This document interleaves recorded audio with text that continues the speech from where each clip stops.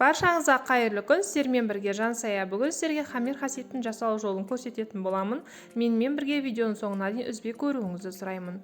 200 грамм салқын суымызға 1 шай қасық тұзымызды салып, ерітіп алып, ыдысымызға құямыз. 1 дана жұмыртқамызды саламыз. Жақсылап араластырамыз. Тағы да. Араластырып болған соң ұнымызды саламыз. Орташа тығыздықта қамыр илейміз.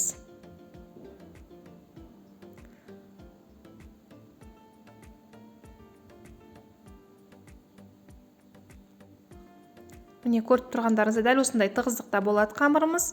7 минутқа мешокқа салып қойып қоямыз. Күрішімізді дайындаймыз. 100 грамм күріштің үстінен қайнап тұрған ыстық суды құямыз.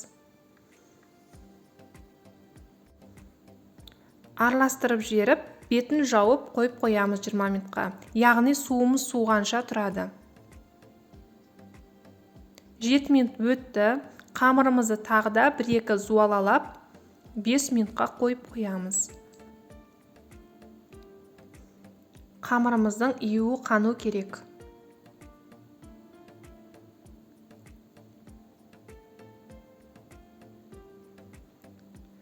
Міне суымыз салқындады. Күрішіміз шала пісті. Суын төгіп, күрішімізді сүзіп аламыз. Енді салмасын дайындаймыз. 500 грамм фарштың үстінен 400 грамм пиязымызды турап аламыз. Пиязы көп болса, тамақтарыңыз дәмді болады. Жаңағы күрішімізді саламыз, сүзіп алған. Дәміне қарай тұз, қара бұрыш себеміз. Жақсылап араластырамыз. Каналыма тіркелмеген болсаңыз, каналыма тіркеліп, қазақша каналдың одан ары дамуына септігіңіз тигізіп, төменге пікіріңізді қалдырып, сонымен қатар осы видеоны достарыңызға, туысқандарыңызға жіберіп бөлісе кетсеңіз, фаршқа кішкене ғана су тамызып жіберсеңіздер болады. Фарштарыңыз құрғақ болса, себебі ішінде күріш бар. Күріш суды сорады. Сол себепті 50 граммдай су құйып жіберсеңіздер болады. Біздің қамырымыз дайын болды. Июі қанды. Енді қамырымызды жаямыз. Бірінші жұдырықтың күшімен домалақтап, үлкендеу етіп жайып аламыз. Оқтауға ыңғайлы болу үшін.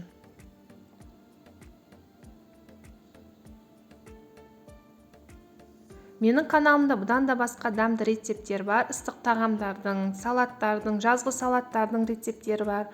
Сонымен қатар пирогтардың, торттардың рецептері бар. Пирожкидің, слоеный самсалардың оригинал рецептері бар. Каналыма кіріп көрсеңіздер болады.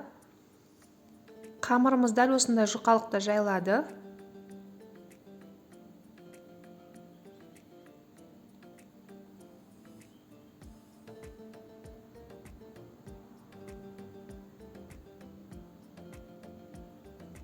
Қамырымызды мантының қамырын кесетіндей етіп, ирелеңдетіп алып, кесіп шығамыз.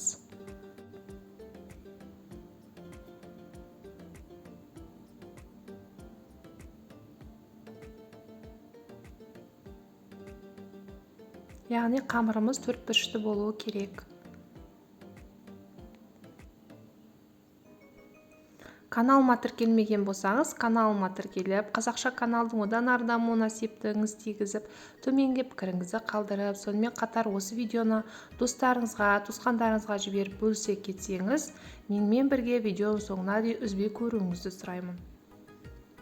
Фаршымызды бір бұрышына саламыз, дәл ортасына емес, бір шетке кішкене саламыз. Дәл мен көрсеткендей етіп орап шығасыздар. Мүлдем уақыттарыңызды алмайды, тез-тез оралынады, тез-тез дайын болатын тағам. Сонымен қатар өте дәмді, тойымды. Осы рецептпен жасап көрсеңіздер өкінбейсіздер, бір істегенде сәтті болып шығады.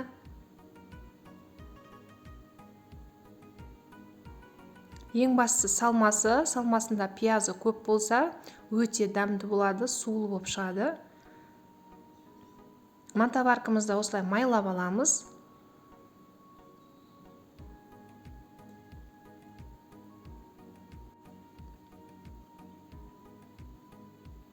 Бетін тағы да майлап шығамыз, беті қаясып қалмас үшін. Суымыз қайнаған соң қоямыз. 45 минутта пісіп шығады. Қайнап тұрған суда. Енді подливімізді дайындаймыз. Кішкене ғана пісте май құйып, майымыз қызған кезде пиязымызды саламыз. 1-2 қуырып жіберіп, мен кішкене ғана помидор турадым. Помидор турасаңыздар, қазіргі помидорлар кішкене қышқылтым, подливтарыңыз қышқылтым болып қалуы мүмкін. Сол себепті томат қоссаңыздар болады. Кішкене ғана су құйып, дәміне қарай тұз саласыздар, қайнаған соң өшіресіздер. Біздің тамағымыз дайын болды. Енді тарелкамызге саламыз ыдысымызға. Ортасына осылай подливті қойып, жан-жағына көк пиязымызды, көк шөбімізді осылай сеуіп шығамыз. Міндетті түрде істеп көріңіздер, өте дәмді, тойымды тамақ. Менімен бірге видеоның соңына дейін үзбей көргендеріңіз үшін рахмет. Каналыма тіркелмеген болсаңыз, міндетті түрде тіркеліп алыңыз.